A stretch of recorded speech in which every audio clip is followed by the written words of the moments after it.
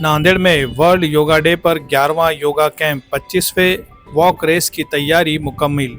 World yoga day के मौके पर बीजेपी लीडर और महाराष्ट्र के नायब सदर एडवोकेट दिलीप ठाकुर की तरफ से लगातार 11वें साल योगा कैंप का इनेकाद किया गया।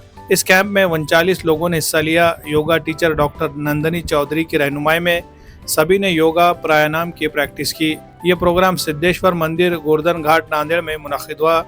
इसका इफ्तिताह बीजेपी रियासती लीडर अरविंद भारतीय ने किया और सदारत सुधीर शिवनीकर ने की। प्रोग्राम में खास मेहमान के तौर पर श्रीवालोट पदमकर केंद्रे और जयश्री ठाकुर शामिल हुए। शुरू में एडवोकेट दिलीप ठाकुर ने बताया कि वो हर साल योगा डे मनाते हैं ताकि सेहत के बारे में अवाम में बेदारी आए।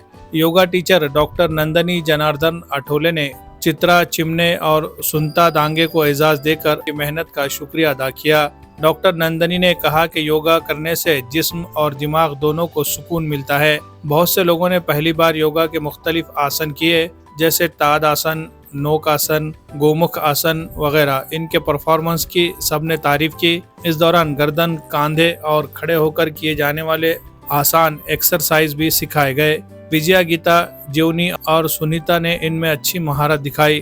प्रोग्राम का एंकरिंग रामेश्वर वाघमारे ने की और आखिर में शुक्रिया दुलाजी सूर्यवंशी ने अदा किया। शुक्रिया के लिए शुरा के लिए चाय और स्नैक्स का भी इंतजाम प्रिंसिपल शिवनीकर की तरफ से किया गया।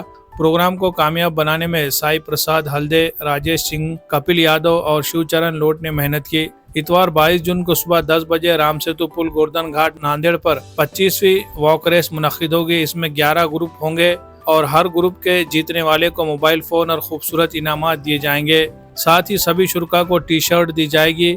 एंट्री बिल्कुल फ्री है। एडवोकेट दिलीप ठाकुर ने शहरियों से अपील की है कि वो बड़ी तादाद में शामिल होकर सेहतमंद जिंदगी की तरफ कदम बढ़ाए। Bureau report, MCN Urdu news.